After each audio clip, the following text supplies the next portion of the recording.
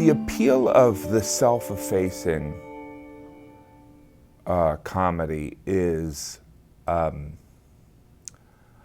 don't think that it is the debasing of oneself. I think it is the appeal of humility, which I think we're all kind of grappling for.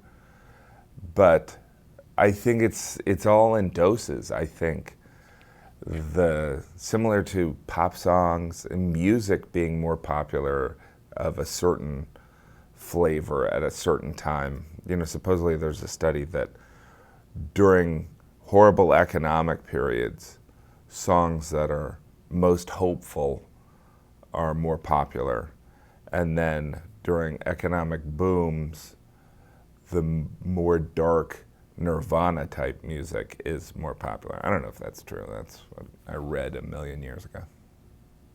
So I think identification in this human experience is a very appealing thing. And I think that surprise moment, which is very similar to laughter, it's you know, this moment of acknowledgement and a moment of being out of control and maybe a glimpse into ourselves is really important, and an insight into ourselves.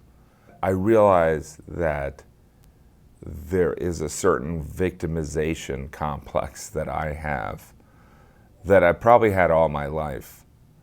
You know, and again, compared to, you know, African Americans or women or people in the LGBT community, it's nothing. But like being the whitest white guy was a burden. And in a way, maybe we all have a victimization complex, you know, and we kind of illustrate that in hopefully a very humorous way through these episodes. And it's interesting to write and create something and then edit it and see it in its entirety. That what is your sensibility? What is your point of view? Because I knew that I have always known that my comedy was self-effacing and observational, but I didn't realize some of the psychology behind it. And even when you write jokes, when I write jokes, I'll get to, you know, there's different lines that you know, humor and sarcasm is like liberty. It's ever expanding and moving.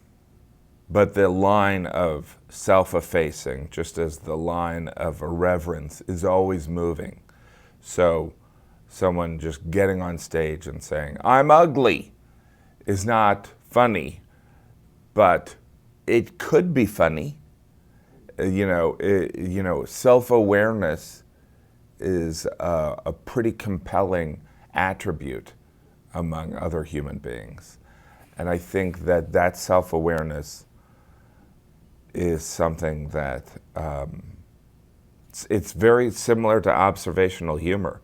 It's an insight to humanity. So me going on stage and saying, I know I'm a pale guy who's out of shape, I think puts people at ease, because there are so many of us, and including myself, that do not have this self-awareness, that thinks, because we all think that we're in a movie about our lives, right?